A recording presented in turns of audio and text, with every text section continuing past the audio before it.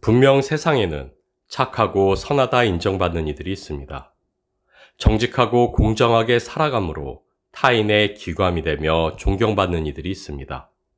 그러나 안타깝게도 착하고 성실하게 살아가는 그 누구도 하나님의 기준을 충족시킬 수는 없습니다.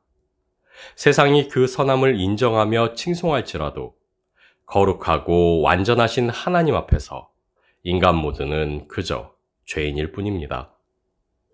착하고 선하게 살고자 하는 의지가 있느냐 없느냐의 문제가 아닙니다. 우리가 바라고 또 바랄지라도 그러할 능력 자체가 없다는 것이 성경의 선언입니다. 혹자는 우리의 신앙은 그리스도 예수를 닮아가며 그리스도 예수로 자라가는 것이 아니냐 반문할 것입니다. 그리고 이 말을 마주하며 우리가 가장 먼저 떠올리는 것은 세상이 추구하고 세상이 칭찬하는 착함과 선함일 것입니다. 그러나 우리 신앙의 성장은 타 종교가 추구하는 것과 같이 우리 자신들이 성숙한 인격으로 자라 완성되어 가는 것이 아닙니다. 구원을 살아가는 우리가 마주하는 신앙의 성숙은 내가 죽고 오직 내 안에 그리스도가 사시는 것입니다. 죄 아래 전적으로 타락한 우리에게는 예수 그리스도의 그 선하심을 흉내낼 수 있는 일말의 가능성조차 없다 할 수 있습니다. 그리고 주님은 그 사실을 너무도 잘 알고 계셨습니다. 그래서 주님께서 우리에게 본으로 보여주신 삶은 착하게 그리고 선하게 사는 것이 아닌 오직 순종으로 사시는 것이었습니다. 수많은 선지자들을 통하여 예언하고 기록해 놓으신 하나님의 말씀을 성취하며 사시는 것이었습니다. 내 의지와 뜻과 계획을 아버지의 말씀 아래 처 복종시키는 인생, 내가 죽고 오직 말씀만이 사시는 인생, 그것이 그리스도 예수가 이 땅을 살아가셨던 삶이요, 우리에게 본을 보이사 쫓게 하시고자 하신 삶이었습니다. 그래서 주님께서는 쫓아 성취해야만 할 계명을 우리에게 주시고 말씀에 순복하는 삶을 살 것을 명령하셨습니다. 우리가 주님 안에 거하고 주님의 말이 우리 안에 거하는 것이 우리의 믿음이 되게 하시고 그 믿음으로 사는 것이 우리의 구원이게 하셨습니다. 하나님께서 우리에게 오직 믿음을 요구하심은 소망이 없는 우리를 아시기 때문입니다. 하나님께서는 우리로 착하게 살 수 있게 하시기 위해 구원하신 것이 아닙니다. 하나님은 우리에게 착함과 선함이 아닌 그래서 순종을 요구하십니다. 예수 그리스도께서 그리하셨던 것처럼 그리스도를 본받아 내가 죽고 말씀만이 사는 인생을 요구하십니다. 마태복음 5장 20절 말씀입니다. 내가 너희에게 이르노니 너희가 서기관과 바리새인보다 더 낫지 못하면 결코 천국에 들어가지 못하리라. 예수처럼 살지도 못할 것들이 예수처럼 살려고 애쓰는 게 역겹다. 우리 나쁘게 살자, 나쁘게. 어느 영화의 대사입니다. 인간은 악하고 참으로 선해질 수 없기에 혹자는 선을 포기하고 차라리 본성 그대로 살아가는 것이 순리라 말하기도 합니다. 그러나 지금 이 말을 듣는 우리 모두는 이 말이 온당한 지혜의 말이 아니라 느끼며 그래도 선하게 살기 위해 애쓰는 것이 나름의 가치가 있다 여길 것입니다. 서로 온전한 선으로 살지 못할지라도 그리 살려 발부둥치는 그 선한 의지만큼은 아름답다 여길 것입니다. 그러나 우리가 기억해야만 할 것은 그럴 수 있다 여기며 선하게 살아가기 위해 애쓰던 이들이 바로 바리새인들이었다는 사실입니다. 그리고 주님은 그들을 향해 역겨운 위선자들이라 신랄하게 비판하시고 책망하셨다는 사실입니다. 당대의 바리새인들은 의인이었습니다. 율법에 목숨을 걸었고 율법을 지키기 위해 모든 것을 희생할 수 있는 이들이었습니다. 바리새인들은 하나님이 주신 의의 율법대로 살고자 자기를 처 복종시키는 삶을 살아갔고 사람들이 자신의 유익을 위해 세상의 가치를 쫓아갈 때 그들은 율법의 가치를 쫓아 지키고자 몸부림쳤던 이들이었습니다. 그리고 드러나는 그들의 삶의 모습 또한 인격자라 불리기에 손색이 없을 만큼 선하고 아름다웠습니다. 그렇게 당대 유대인들은 바리새인들을 존경했고 존중했으며 랍비라 선생이라 부르기를 주저하지 않았습니다. 그러나 주님은 그들을 독사의 자식들이라 칭하며 저주하셨습니다. 바리새인들이 예수님을 경계하고 미워했던 것은 당연한 일이었습니다. 비록 하나님이 요구하시는 완전한 의에 아직 이르진 못했을지라도 그 율법에 의해 이루고자 애쓰는 자신들의 선한 의지조차 예수님은 부정하셨기 때문입니다. 주님은 바리새인들의 위선을 드러내시고 힐난하셨습니다. 회칠한 무덤이라 비난하시고 비판하셨습니다. 그러나 그것은 그들을 조롱하심도 아니었고 미워하거나 포기하셨기 때문도 아니었습니다. 주님이 누구보다 그 사랑으로 부르사 품고 싶어 하셨던 죄인들이 바로 그들이었습니다. 내가 의인을 부르러 온 것이 아니요 죄인을 불러 회개시키러 왔노라. 그 부르심에 가장 먼저 응답하기를 기대하고 바라셨던 이들이 바로 그들이었습니다. 왜냐하면 율법은 죄를 깨닫게 하기 위해 주신 것이요 그 율법에 가장 정통한 이들이 그들이었기 때문입니다. 아마도 예수님의 비난처럼 바리새인들은 회칠한 무덤과 같이 겉과 속이 달랐을 것입니다. 그리고 그것은 죄 아래 놓인 인간이라면 어찌할 수 없는 불가항력임을 주님은 잘 알고 계셨습니다. 그렇게 주님이 참으로 그들을 비판하고 힐난하셨던 것은 단순히 그들의 외식이 아니었다 할 수 있습니다.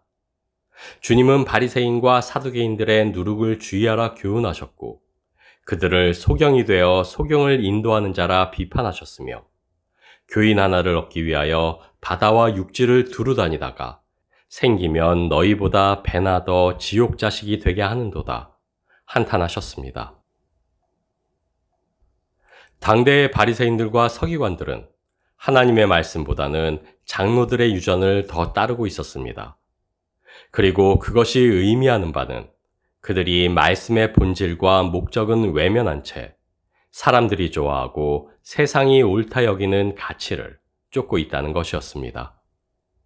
그렇게 주님이 참으로 책망하신 것은 말씀의 본질과 본래의 목적을 깨닫지 못했음에도 안다고 하는 그들의 어리석음이었고 참으로 비난하신 것은 그 잘못된 교훈으로 가르치는 그들의 무책임함이었습니다. 그리스도 예수 안에서 구원을 살아가는 우리는 착함과 선함으로 자신의 의를 세상에 드러내야만 하는 이들이 아닙니다.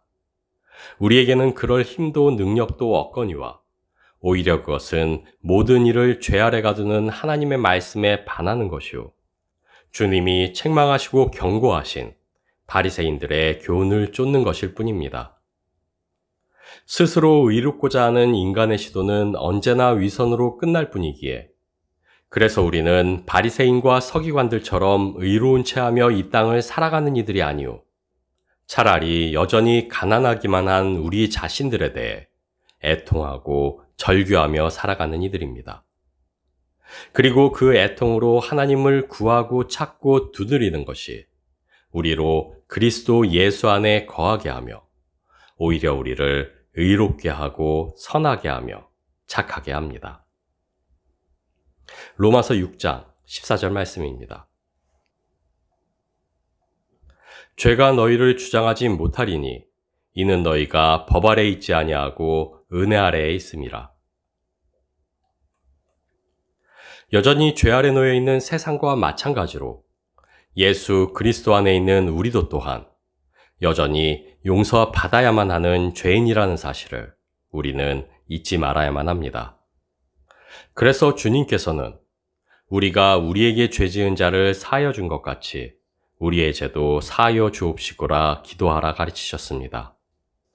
믿음으로 구원을 살아가는 우리임에도 불구하고 우리가 여전히 하나님의 용서와 치유 아래 살아가야만 하는 이들임을 그 은혜로만 살아갈 수 있는 이들임을 잊지 않게 하셨습니다. 구원받은 우리는 결코 의인이 아니요 선인도 아닙니다. 우리는 믿음으로 예수 그리스도 안에 거하며 예수 그리스도로 옷 입음으로 말미암아 의롭다 칭하심을 받는 이들일 뿐입니다. 구원은 오직 은혜요. 우리의 의로움으로 말미암아 이르게 된 것이 아닌 것 같이 우리가 살아가는 구원 또한 오직 은혜요. 우리의 의로 살아가는 것이 아님을 우리는 기억해야만 합니다. 은혜는 값없이 주시는 하나님의 선물입니다. 그리고 우리의 구원이 은혜요. 우리가 살아가는 구원 또한 은혜라면 우리는 그 구원을 그저 누릴 수 있을 뿐입니다. 자신에게 주어진 선물을 누리지 못하고 무거운 의무로 여기는 것은 불행한 일이요. 자신에게 주어진 선물을 누리며 그것을 자신의 의로 여기는 것은 너무도 부자연스러운 일이라 할 수 있습니다. 그러나 안타깝게도 우리는 그 불행하고 부자연스러움으로 신앙생활을 해나가곤 합니다. 일예로 우리는 신앙생활의 기본이 되는 기도와 말씀과 예배를 은혜로 그저 누리는 것이 아닌 의무로 여기고 지킬 뿐 아니라 그것을 성실히 이행한 이들을 높이고 칭송하며 믿음의 본으로 삼기까지 합니다. 11조와 성김과 봉사라는 무수한 헌신의 의무들을 만들고 그것을 행함이 우리가 누리는 구원을 더욱 구원답게 한다 여기며 그 의무들을 완수할 때 비로소 구원받은 자의 증거를 얻는 것이냐 여기기도 합니다. 그러나 다시 말하지만 구원은 은혜요. 은혜는 하나님이 우리에게 베푸신 선물을 그저 누리는 것입니다. 기도도 말씀도 예배도 우리가 지켜야만 하는 의무가 아닌 우리에게 베풀어 주신 하나님의 은혜요. 우리에게 부여하신 특별한 권세라는 사실을 우리는 명심해야만 합니다. 우리는 오직 은혜로 거룩한 하나님과 대면하여 교통하는 권세를 누립니다. 우리는 오직 은혜로 진리의 말씀과 함께하며 성령의 조명 아래 말씀을 깨닫게 하시는 하나님의 능력을 향유합니다. 우리는 오직 은혜로 영과 진리 안에서 하나님을 예배하는 영광을 만끽합니다. 마찬가지로 우리에게 지어주신 십자가와 계명 또한 우리의 짐이 아니오 그 나라를 살게 하며 그 나라를 이 땅 위에서 누리게 하시는 권세요. 하나님의 능력이라는 사실을 우리는 기억해야만 합니다. 주님은 우리를 죄에서, 죄의 권능인 율법에서, 그리고 죄의 싹신 사망으로부터 자유롭게 하시기 위해 오셨습니다.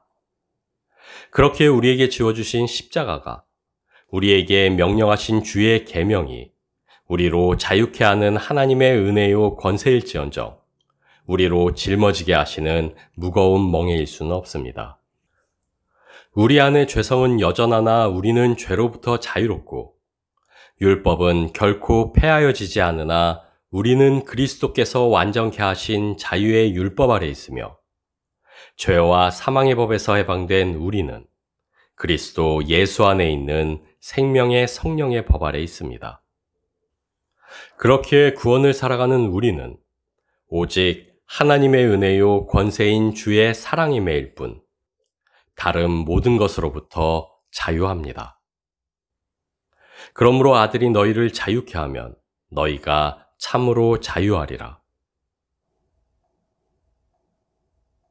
구원은 하나님이 시작하시고 마침내 하나님이 이루실 일이라는 사실을 우리는 너무도 분명히 알고 있습니다. 그리고 과연 그렇다면 우리가 할 수 있는 모든 것은 하나님이 끝내 이루실 그 일을 기뻐하고 즐거워하는 것이요. 필경 그 일을 이루실 하나님께 감사하는 것뿐입니다. 그리스도의 계명과 십자가 아래 서로를 사랑케 하신 그 권세를 누리며 이루어 가실 그 구원의 기쁨과 감사로 살아갈 뿐입니다.